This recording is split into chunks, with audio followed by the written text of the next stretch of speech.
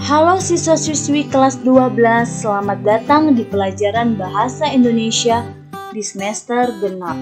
Semoga kita semua dalam keadaan sehat dan tentunya harus tetap semangat ya dalam belajarnya.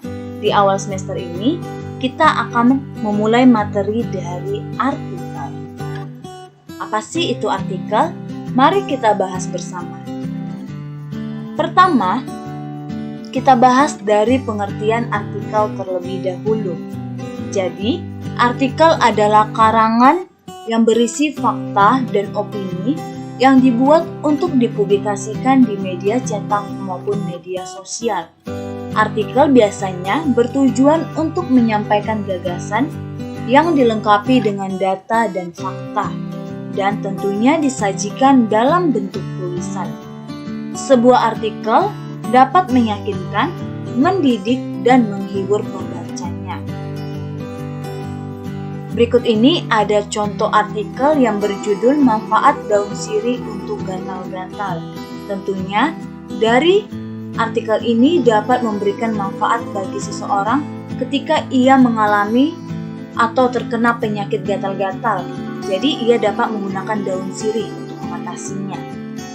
Lalu, artikel berikutnya berjudul Belajar untuk Menjadi Pelajar Berkarakter. Tentunya artikel ini sangat cocok bagi seorang pelajar.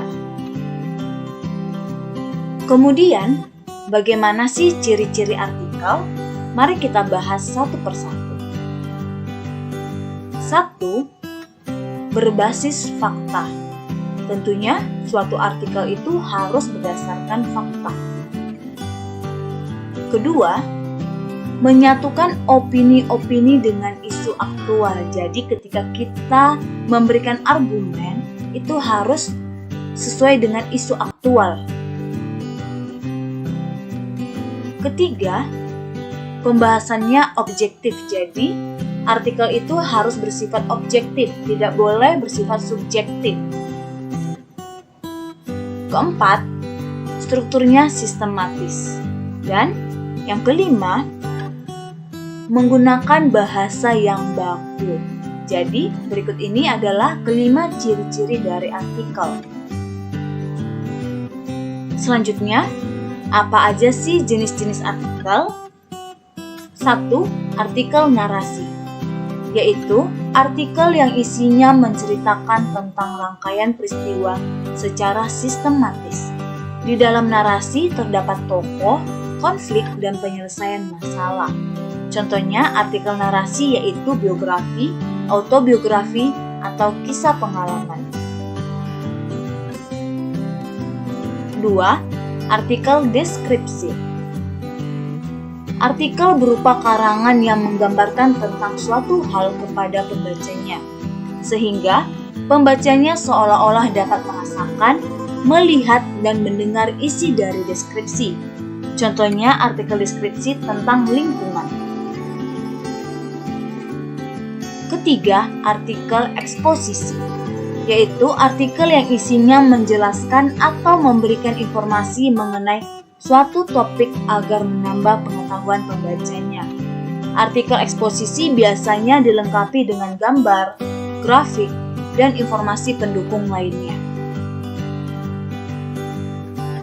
Keempat, artikel argumentasi, yaitu artikel yang karangannya tujuannya itu ingin membuktikan kebenaran sebuah pendapat dengan menyajikan data atau fakta sebagai alasan. Di dalam artikel argumentasi biasanya terdapat unsur opini dan data serta fakta sebagai pendukung opini. Kelima, artikel persuasi, yaitu artikel yang isinya bertujuan untuk mempengaruhi pembaca sehingga bersedia melakukan sesuatu yang dianjurkan oleh si penulis dalam karangannya.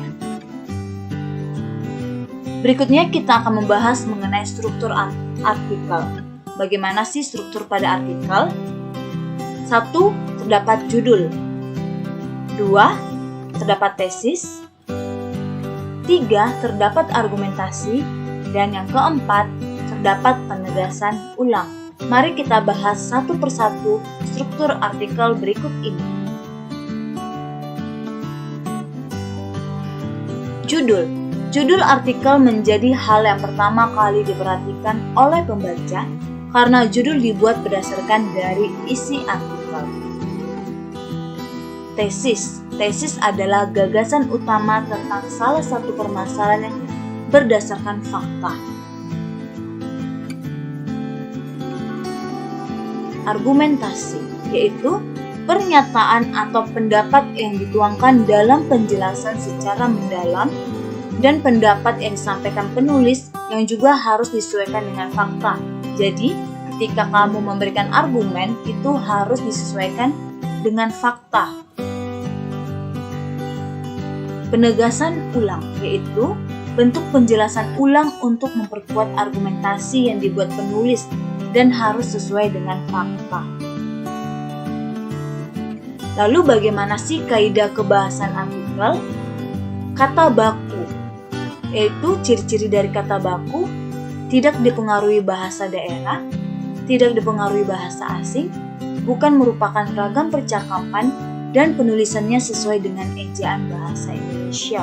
Lalu, bermakna lugas atau makna denotasi, yaitu artikel ditandai dengan penggunaan kata-kata yang bermakna lugas atau makna denotasi, yaitu makna kata yang apa adanya dan sesuai dengan makna asalnya, tidak mengalami penambahan atau pergeseran. Selanjutnya, impersonal, yaitu artikel harus terhindar dari penggunaan kata-kata konotatif dan personal. Dengan demikian, artikel terhindar dari munculnya perbedaan makna atau tanggapan antara pembaca satu dengan yang lainnya. Lalu istilah.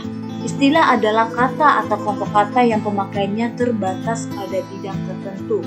Jadi, dalam artikel dikemukakan penggunaan istilah berkaitan dengan topiknya. Demikian pembahasan kita tentang artikel. Semoga bermanfaat. Tetap semangat dan jaga kesehatan. Terima kasih.